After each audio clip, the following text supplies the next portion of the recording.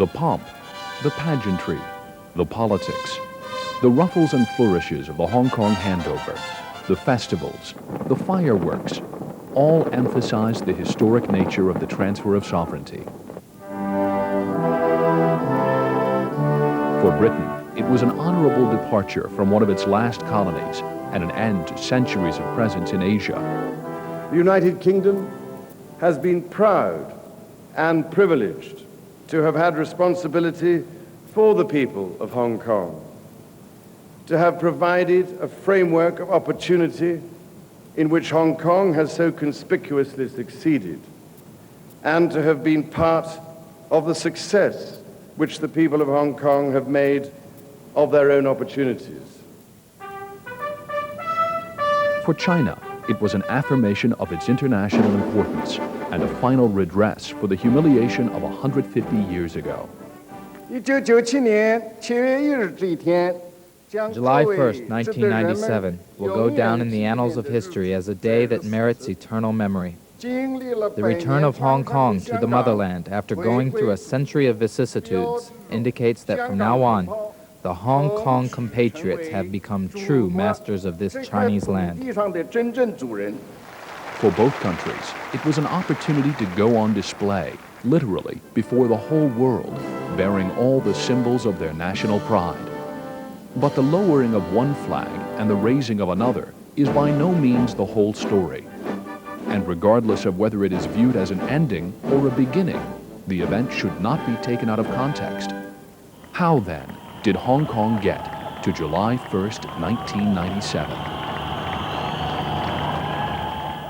With less than 9 months before Hong Kong returned to Chinese sovereignty, the first major activity to prepare for the post-handover administration was finally beginning.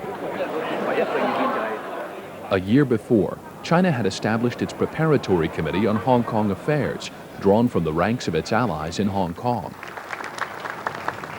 In turn, that committee had formed a 400-member selection committee to choose the leadership of the Hong Kong Special Administrative Region. Now, with that committee about to make its first selection, China's Vice Premier Chen Chi-chun declared the process was proof of China's good faith. People will have every reason to believe that the Chinese government is very firm in its promise of implementing one country, two system in Hong Kong. There is no room for doubt in the Chinese government's sincerity.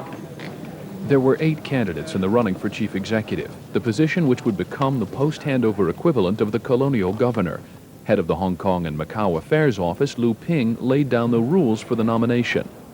There is a square box in front of each name, and you put a tick in front of the name that you wish to nominate.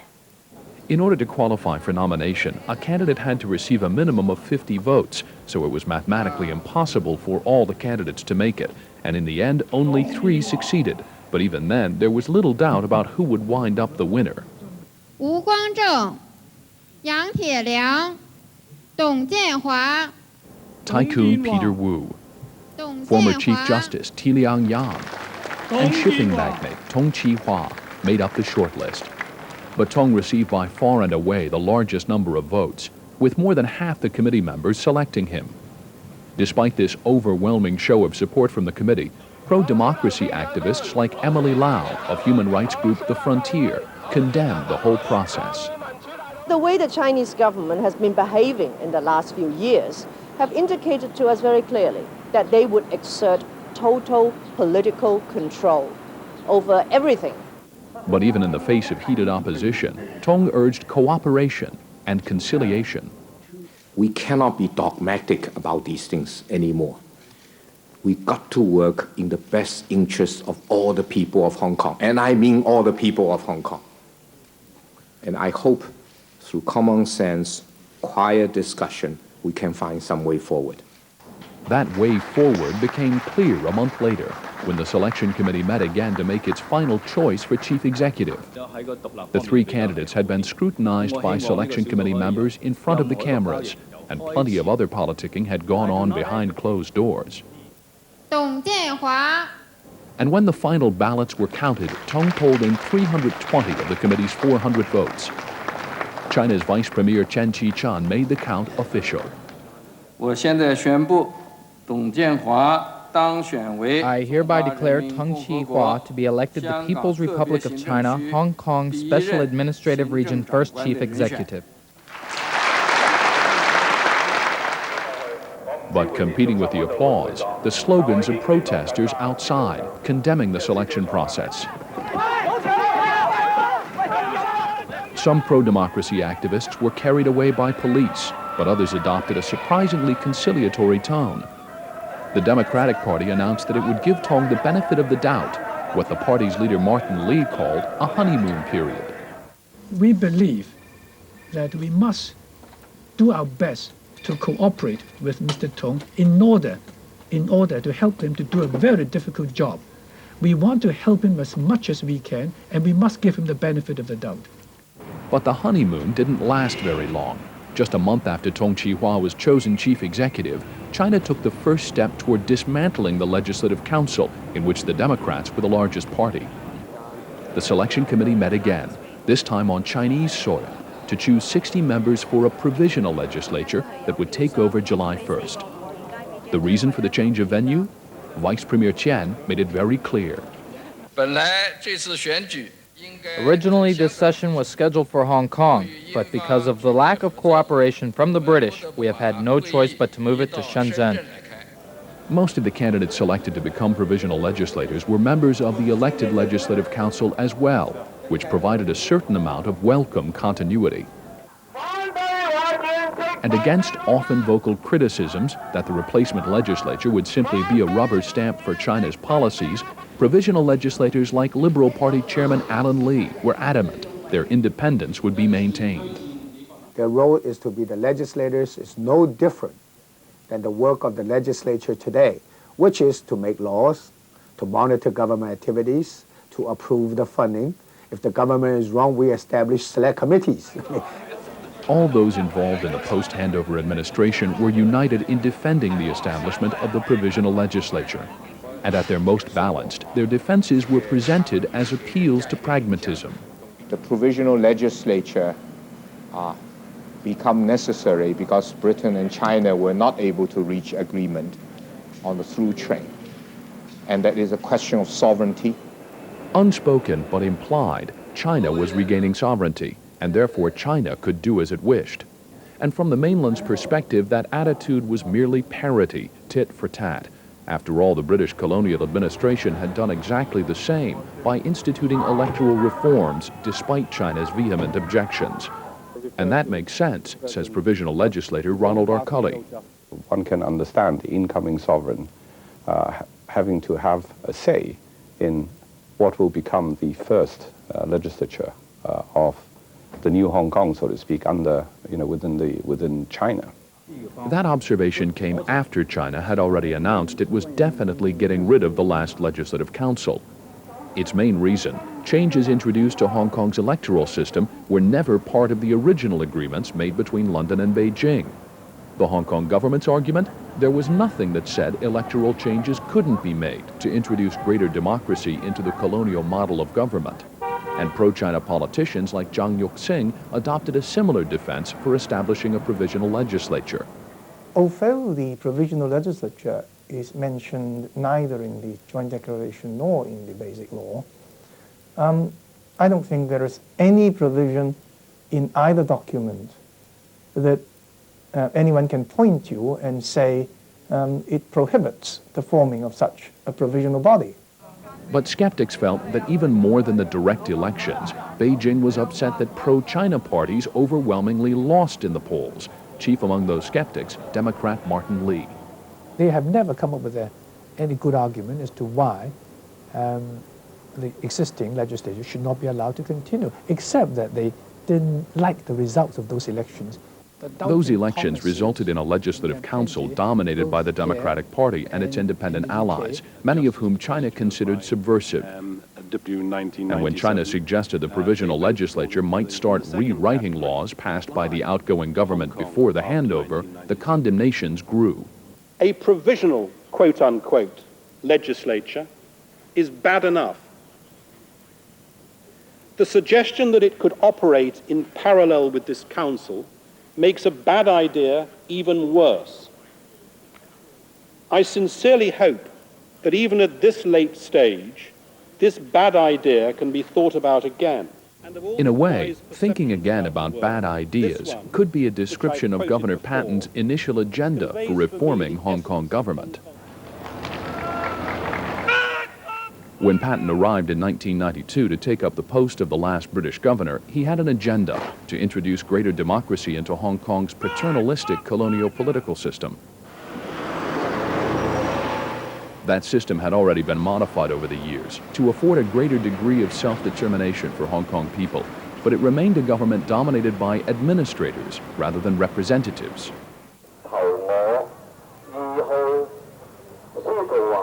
But Patton's reforms changed all that, expanding the number of directly elected seats in the Legislative Council and generally opening up the democratic process. When the changes were first proposed in 1992, China objected forcefully and continuously over successive meetings, to the point that Sino-British consultations on electoral arrangements were finally abandoned. The reform package went to the Legislative Council for approval in 1994, but not without considerable debate, both outside the chambers and within. Our chances of pulling Hong Kong through this political crisis may well rest upon how we vote today. The Sino-British talks have already ceased. If we vote through this partial bill today, no matter how we amend it, I believe that there will be no chance of resuming the talks. In the end, veteran legislator Elsie Tu was outvoted, and the reform bill went ahead by a margin of 3 votes, 32 to 29. China's response was immediate and severe. After 1997, it would dismantle any legislature elected under the new laws. That statement was supported by pro-China politicians within Hong Kong and put Patton on the defensive. We believe that the legislature which will be elected in 1995, which will be openly elected, and which we believe will be fairly elected and which we believe is acceptable to the people of Hong Kong, that legislature is, in our judgment, entirely in line with the joint declaration and with the basic law. And if there are those who believe that the legislature should be disrupted in some way in 1997, then it's for them to explain why, and it's for them to justify that to the people of Hong Kong. In the end, the elections went ahead in September 1995, but so did China's plan to institute its own legislature after the handover. And opponents of Patton's political reform continued to dismiss the policy as an empty gesture by a departing British administration. If this colonial government continued, I can promise you there wouldn't be any democracy. There would be no elected members. They would carry on as they have done for 150 years.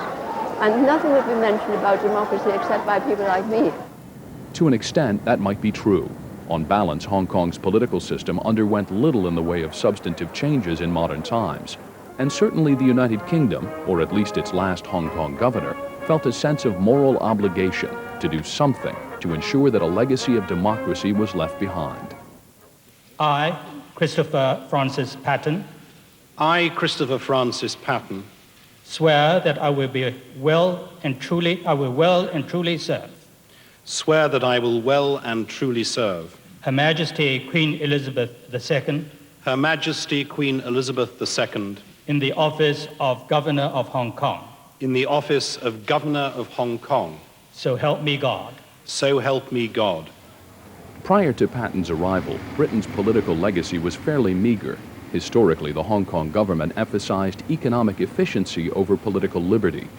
Small wonder, then, that Patton's political reforms outraged China, which expected the colony it would receive in 1997 to have the same political mix as the Hong Kong of 1984, when the joint declaration was signed. The ensuing tempest led to personal attacks against Patton by the Chinese leadership, who called him a political prostitute and a sinner for 1,000 years. But despite the invective, Patton remained unapologetic.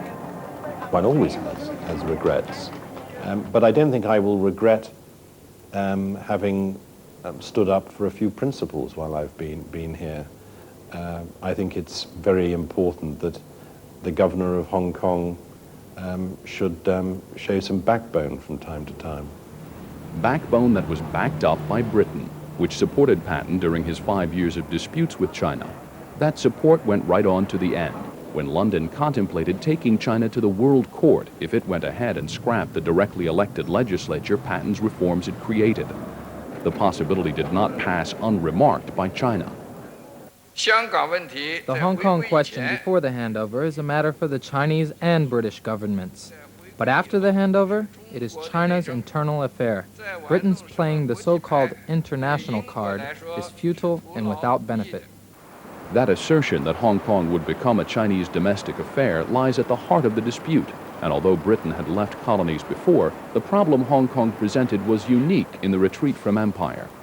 This isn't the way that Britain has normally ended colonies. What normally happens is you bring a colony, you bring a dependent territory to independence. Now that's never been possible in Hong Kong, but it does scratch away at our liberal with a small L sensitivities. Those liberal sensitivities on Britain's part started out as Cold War concerns about the 1949 Communist Revolution in China. Tension continued throughout decades of turmoil across the border, turmoil which during the Cultural Revolution spilled over onto Hong Kong streets. It was only with the ascendance of Deng Xiaoping and his economic reforms that the two sides began to relax. But even then, there remained an undercurrent of unease.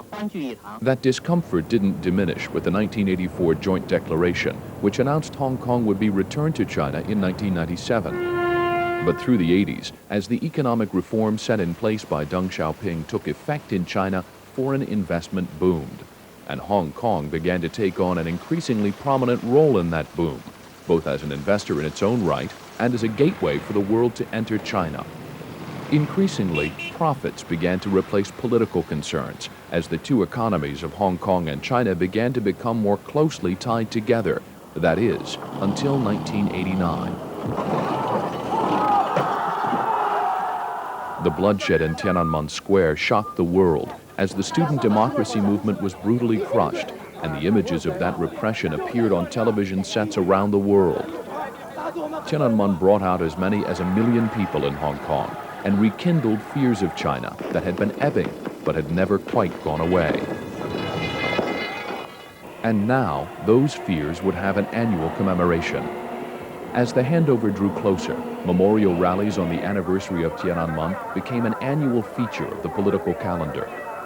Even after other nations stopped ostracizing China, in Hong Kong, June 4th became more than just a day to remember the slain, but also to chastise China and to stand up for the democracy the students in Tiananmen Square sought in 1989. The 1997 Tiananmen Memorial saw 50,000 people turn out, a telling number, said activist Lee Chok-yan. I think this is a very powerful message, and with this support, we crossed over 97, and with this support, we will continue to fight for democracy in China. But that fight was unwelcome in some quarters, particularly with Hong Kong due to become a part of China shortly. Chief Executive Designate Tong Chi-hua called on people to put the baggage of Tiananmen behind them, and changes to public order laws being considered by the provisional legislature could raise problems in 1998 should rally organizers like Lau Shanqing take to the streets again. We will continue our struggle and our rally, but there may be compensation because the police, the government does not act like us. But mostly the memorial rally was overlooked by the government in waiting, whose provisional legislature had been regularly meeting across the border in Shenzhen. It was working to prepare for the handover by drawing up legislation that would change many of the laws made by the outgoing colonial administration over the years, including many pertaining to civil liberties. The Democratic Party began a challenge to the provisional legislature in the Hong Kong courts, only to have its application for judicial review thrown out. Democratic legislator Dr. Yong Sam.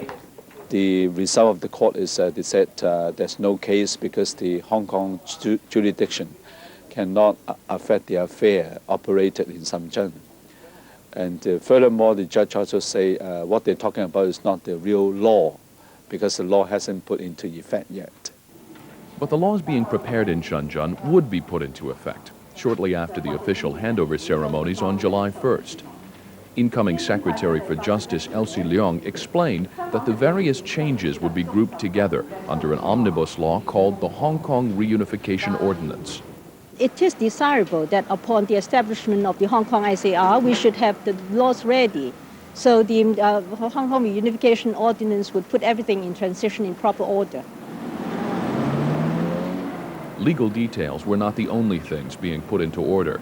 Work was being hurriedly finished on the new Convention and Exhibition Center, where the ceremony was to be held, and where monsoon rains were causing no small concerns. The guest list and program were finalized, prompting a new crisis. The United States and Britain announced that their senior officials would not attend the Provisional Legislature's inauguration during the first hours of Chinese rule.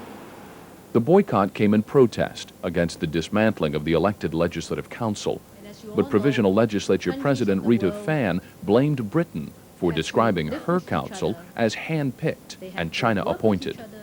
I think I would be very naive if I expect them to shower praises on us. In the West, particularly, these phrases are very popular, and they have been accepted as truth.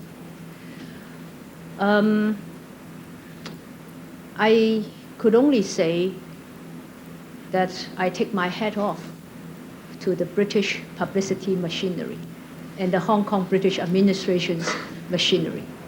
That machinery was winding down. With just over a week left before the handover, Governor Chris Patten held his final question time session with the Legislative Council. During that session, Patten gave voice to his greatest regret. What I would have liked to have been able to do was to convince the leaders in Peking that there was nothing to worry about in Hong Kong, that the development of democratic institutions in Hong Kong wasn't a question of planting British time bombs. And with the clock ticking down on British colonial rule, a few days later, the Legislative Council began a marathon closing session, lasting a grueling 23 hours. In accordance with the standing orders of the Legislative Council, I now adjourn the Council sine die. That adjournment would be final. In less than 2 days, many in the chamber would be out of work. We are being dismissed by the Chinese government because the Chinese government does not trust the Hong Kong people. We are elected by the people of Hong Kong, and the Beijing government simply doesn't trust us. But like MacArthur said, I shall return. Similar sentiments were supposed to be expressed at the governor's formal departure from Government House, the afternoon of the handover. Despite the rain, thousands of spectators thronged the street outside the governor's official residence, while on the grounds, staff held a simple and emotional goodbye ceremony.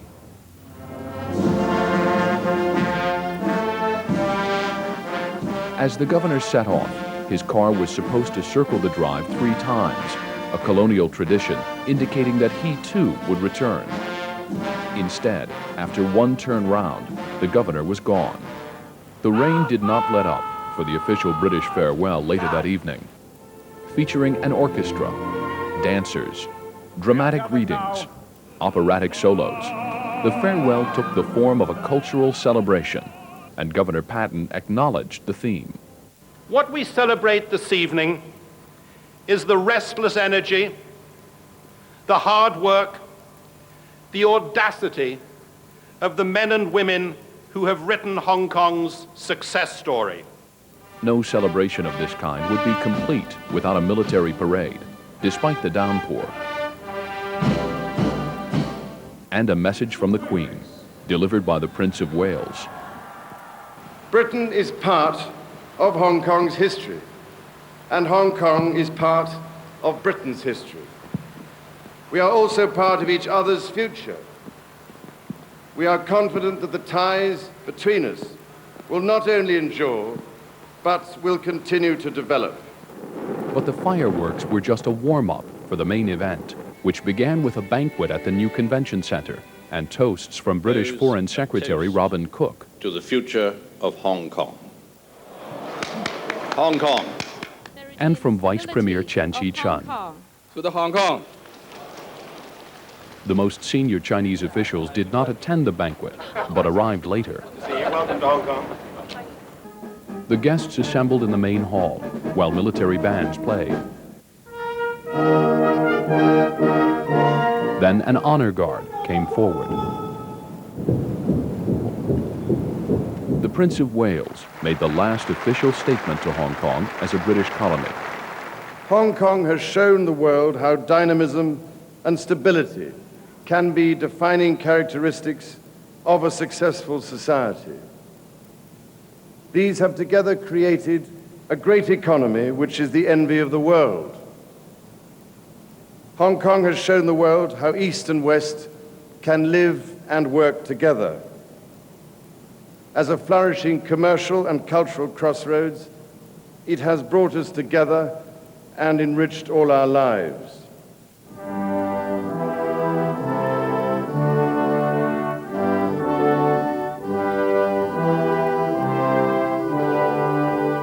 Just before midnight, the British national anthem was officially played for the last time.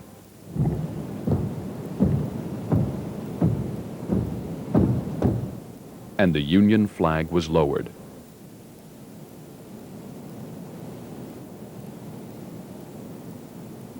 Midnight arrived, and with it the Special Administrative Region, to the strains of the Chinese national anthem.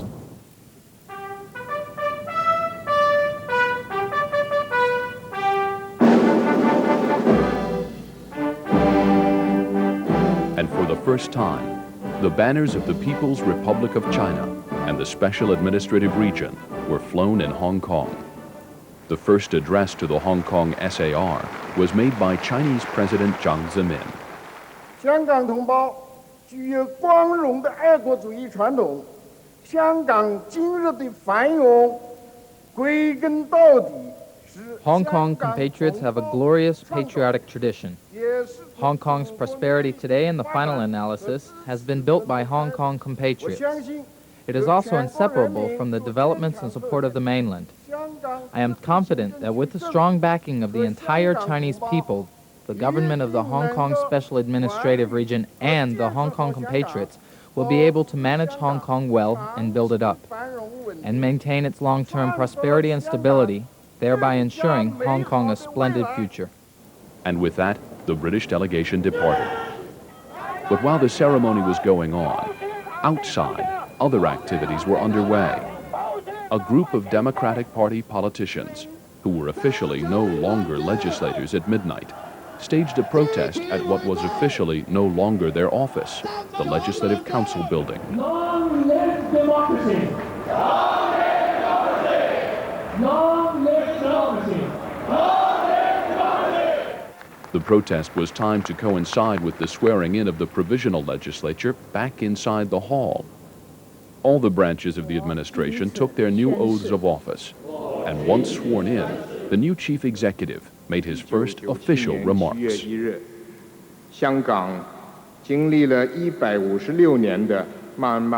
After 156 years of separation, Hong Kong and China are whole again.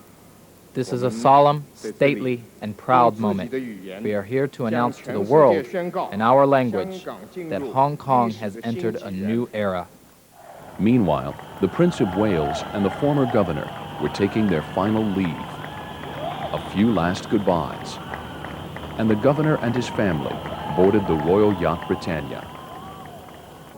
And as the band played, the last representatives of British sovereignty sailed off through Victoria Harbor and into history. History is not just a matter of dates.